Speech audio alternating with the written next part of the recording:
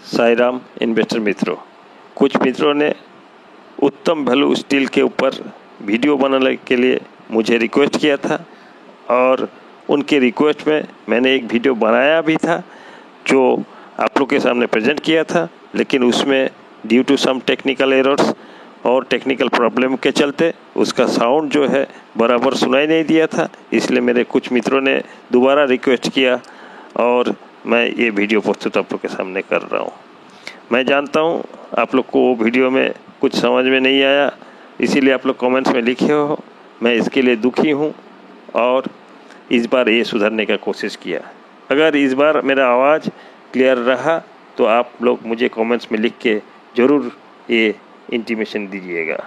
मेरे जो पुराने मित्रों हैं उनके लिए मैं रिक्वेस्ट करता हूँ, आप लोग मेरा वीडियोस को लाइक कीजिएगा, शेयर कीजिएगा, और जो नए मित्रों हैं उनसे मेरा निवेदन रहेगा आप लोग मेरा चैनल को सब्सक्राइब कीजिए और घंटी बटन दबाइए। जो मेरा वीडियो आते ही आप लोग के पास नोटिफिकेशन आ जाएगा और आप लोग मेरा जो इनपुट है वो आप लोग को काम में लगा पाइएगा। चलिए डायरेक्टली इस कंपनी का डिस्कस करते हैं। इस कंपनी का अभी NSE में करंट प्राइस है 5 पैसा और BSE में है 19 पैसा। BSE में भी 5% सर्किट लिमिट है, NSE भी 5% सर्किट लिमिट है, लेकिन BSE में 5% 1 पैसा यूनिट के हिसाब से ऊपर नीचे जाते हैं और NSE में 5 पैसा यूनिट के हिसाब से ऊपर नीचे जाते हैं। इसीलिए NSE में जो मूवमेंट होगा वो 5 पैसा के ऊपर नीचे से यूनिट के हिसाब से होगा और BSE में 1 पैसा के यूनिट से होते हैं। ये आप सभी जानते हो, फिर भी मैंने आप लोग को क्लियर करने के लिए, जो नए इन्वेस्टर है, जो नए दोस्त है, उनके लिए मैं ये जानकारी दिया। वीडियो को पूरा देखिएगा, ये एकदम बारीक डिस्कशन है। इसमें कोई भी पॉइंट मिसिंग होगा तो उसका लिंक टूट जाएगा और समझ में शायद कहीं गैप रह जाएगा। तो मेरा रिक्वेस्ट है आप सभी से, मेरा ये वीडियो को स्किप नहीं करके आराम से देखिएगा, सुनिएगा। भले ना आपके पास टाइम नहीं हुए तो आप बाद में देख लीजिएगा, लेकिन पूरा देखिएगा। इस कंपनी का लास्ट ईयर का सेल 3000 करोड़ के आसपास था और इस साल भी 2500-2700 करोड़ के आसपास रहेगा।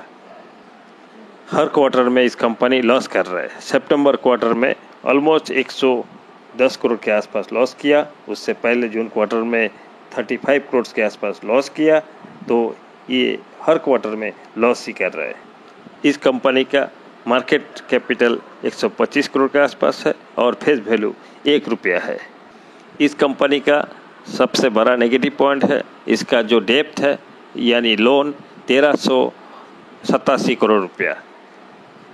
प्रोमोटर होल्डिंग अच्छा है 46% और DIFI मिल के 27% और पब्लिक के पास 37% शेयर होल्डिंग है।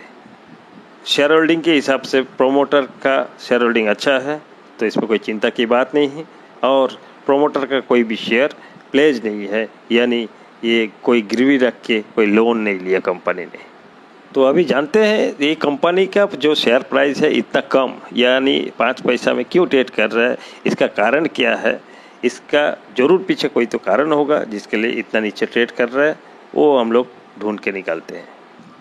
UVSL उत्तम गलभा ग्रुप के कंपनी है, जिसमें उत्तम गलभा स्टील इसी का एक सिस्टर कंसर्न था, जिसमें मित्तल जी भी पार्टनर था।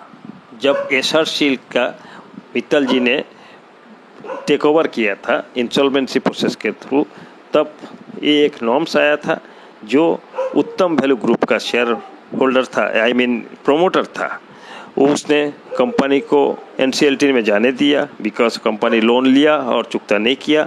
तो एक्चुअली IBC कोड के हिसाब से जो कंपनी का प्रोमोटर और जिसने लोन लेके कंपनी को चुकता कर नहीं पाया लोन और इंसॉल्वेंसी प्रोसेस में गया, वो कभी वो इंसॉल्वेंसी प्रोसेस के थ्रू कोई कंपनी का टेक ओवर नहीं कर सकते।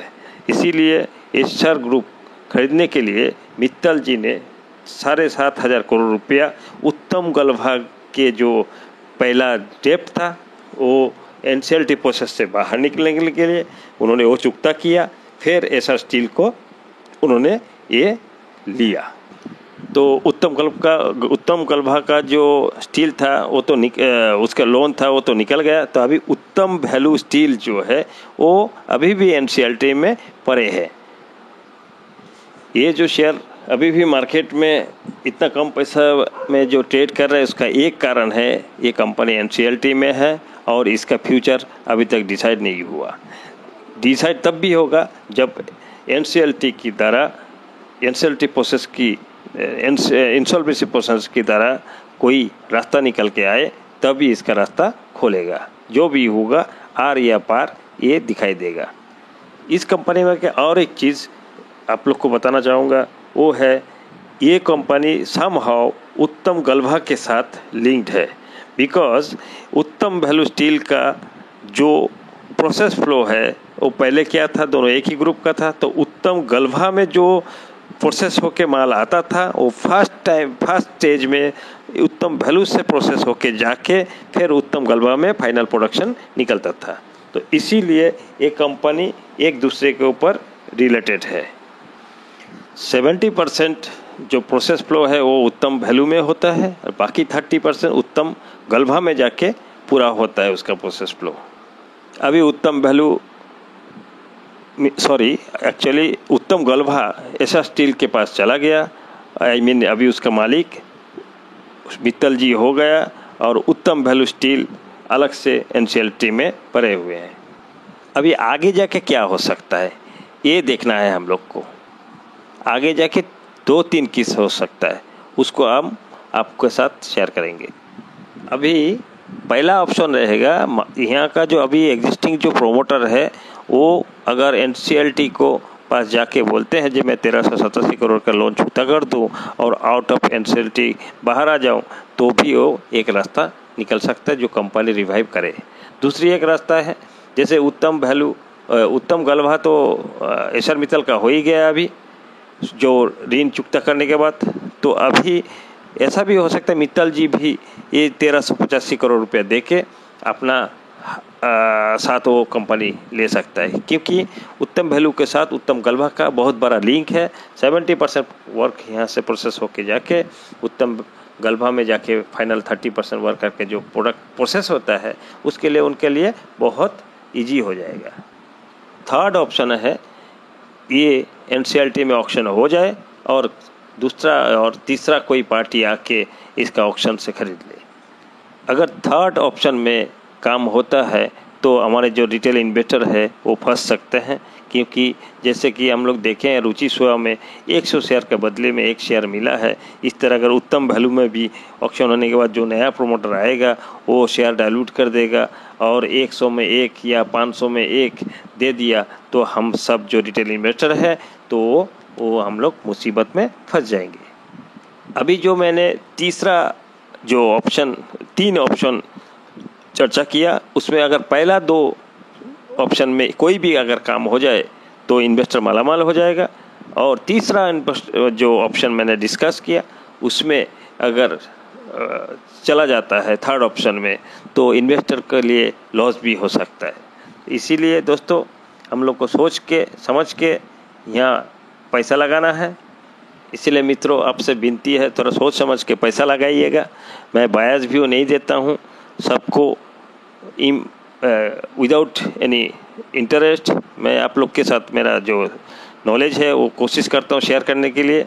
इसीलिए आप सभी से निवेदन है बहुत सब समझ के पैसा लगाइएगा। अंत में एक बार मैं सब पॉइंट रिपीट करना चाहता हूँ। ये कंपनी बहुत अच्छा है, टर्नओवर अच्छा है। तीनों पॉइंट जो मैंने डिस्कस किया उसमें दोनों पॉइंट अगर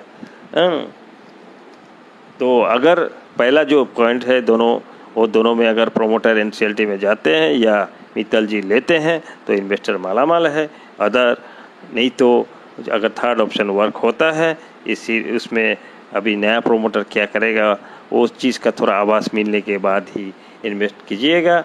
अगर लगे कहीं से न्यूज़ आ जाए तो लगे जो नया प्रोमोटर 10 के बदले में 1 दे रहा है और एनसीएलटी में इसका सॉल्व हो गया या पूर्ण प्रोमोटर को कंट्रोलिंग दे दिया गया या मित्तल ने इंटरेस्ट जगाया तो उस पर हम लोग पैसा लगा सकते हैं।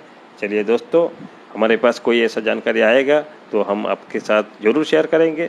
उम्मीद करते हैं ये वीडियो आप सभी को अच्छा लगेगा और मेरा साउंड क्लियर भी हुआ। इसीलिए अगर साउंड ठीक से सुनाई दिया तो आप लोग मुझे कमेंट्स में लिख के उसको जानकारी दीजिएगा। Thank you very much. Goodbye. मिलते हैं अगला वीडियो में।